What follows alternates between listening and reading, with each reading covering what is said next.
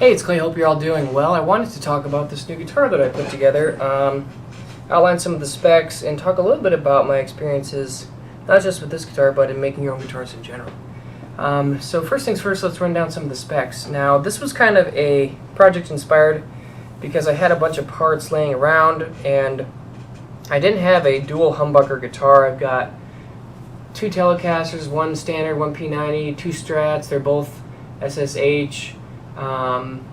And then my Telemaster, which is like a standard Tele, but no dual humbucker. And so I thought this would be a nice way to round out my set. I had this blue body before, which I had used on a previous guitar. I took the neck off for the Telemaster, but overall, and a lot of this hardware, I had some of it. I had this pickup. This is a GFS pickup, but and then I had to buy the neck and some of the hardware. And so overall, one of the themes here is that this guitar was very inexpensive. I think the whole price tag was around $350. The body I got off of eBay, the neck I found from an all-parts dealer, and then the hardware I got from GFS. And the total ticket was about $350. And I'll get some more pickups, which will bump it up to about $400 or $450. But anyways, I'm a huge proponent of this, and I think you can get a tremendous guitar if you do it this way. So first up, this body. This is a body that I finished myself. It is a two-piece Swamp Ash body that I got off of eBay. And it's one of those situations where if you're willing to put in a little bit of work, you get a tremendous reward. I think I only paid like 90 bucks for it. It had like a weird primer on it that I had to sand off and then finish again myself. Also, the neck pocket was a little funky. I had to like route it out a little bit because it wasn't standard Fender spec. And then also I have since routed it for humbuckers, which is a very annoying, and I'm sure that I'm not doing it properly, but very dirty process.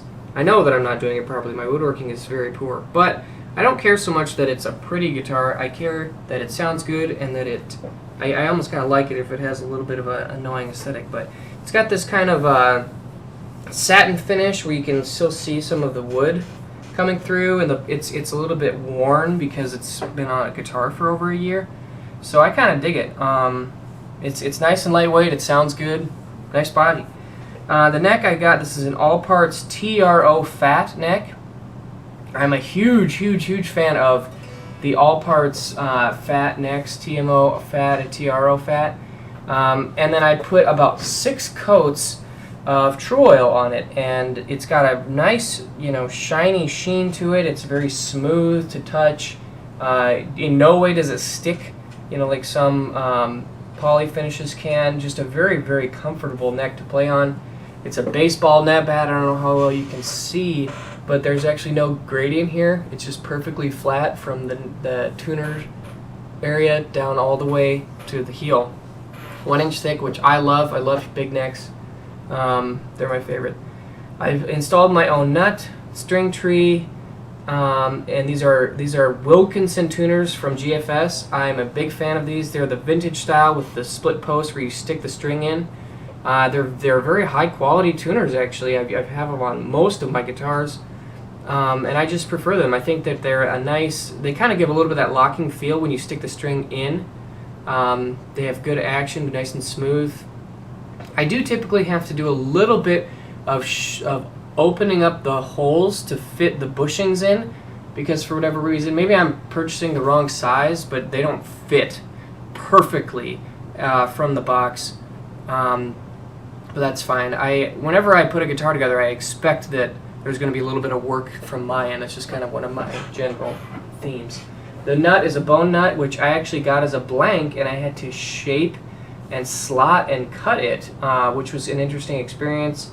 I had to look up a calculator to get the right distances and like the millimeters out, and but overall I'm pretty happy with it. It's actually not incredibly difficult. Shaping and filing the nut was something I was very intimidated by when I was getting into this, but it's actually really not that bad. I just got like a $25 nut shaping kit off of eBay, and it served me very well, so I'm happy with that.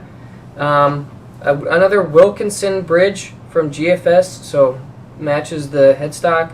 Again, it's the sawed off, cut off GE Smith Wilkinson, Tele bridge. He still gives you this nice Tele brass saddles. They are compensated, so they will be intonated correctly. Very high quality bridge. I like that you can also do the string through here, or you can do them through the ferrules on the bottom. I like that it gives you that option. You know, for a top loader, if that's what you so desire. And if there are certain guitars that don't have ferrules, it can work nicely. Just overall, very high quality bridge. Like I said, I'm a big fan of the Wilkinson products through GFS. And then just two 500K pots, a Tele 3-way switch, and a output jack. All this stuff I got from GFS as well.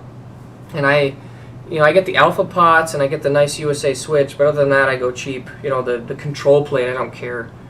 And also the back plate, I don't care. Or the ferrules, I don't really care about that. They just need to serve their purpose. So overall, really nice.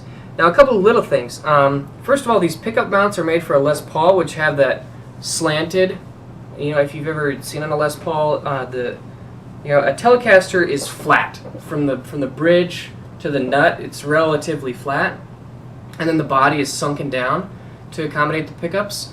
But on a Les Paul, it's angled a little bit like this, so the neck also goes down, and then the bridge is elevated, so then the pickup rings themselves are actually slanted a little bit. So I actually took my Dremel and had to flatten them, which wasn't terribly difficult. On my initial tone test, it was very sharp. There was just a very piercing treble frequency coming through, and I attribute it to the fact that this rear pickup was so high and close to the strings.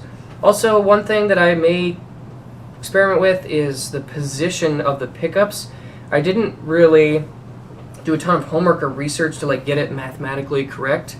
I did look at some pictures just of a Les Paul to see how far the pickup is from the bridge, and there's a lot of differentiation. I know on some of the old Les Paul Juniors with the P90s, they're right next to the bridge. And also you have to remember that there's a little bit of spacing here between the saddle and where the bridge cuts off. So it's not actually as close as it may look. But actually I'm really happy with it. I think it sounds quite nice. You get a really nice bite to it, which I really like. And overall, that's one thing I would say about this guitar is that, with the humbucker, it's got a nice punch and fatness, but with the long scale length, the maple neck, the swamp ash body, and the way that I've set it up, it's just got a nice bite to it. Now, I'm also going to get probably some different humbuckers. I'm kind of thinking about going for some old style PAFs, and I'll get a neck and bridge set. This is a GFS, PAF style pickup. Nothing wrong with it, but I kind of want to try something different. But overall, I'm very happy with it. I think it's a really nice sounding and playing guitar. And yeah, I'll have tone videos up to show it throughout the process. So, see you guys later.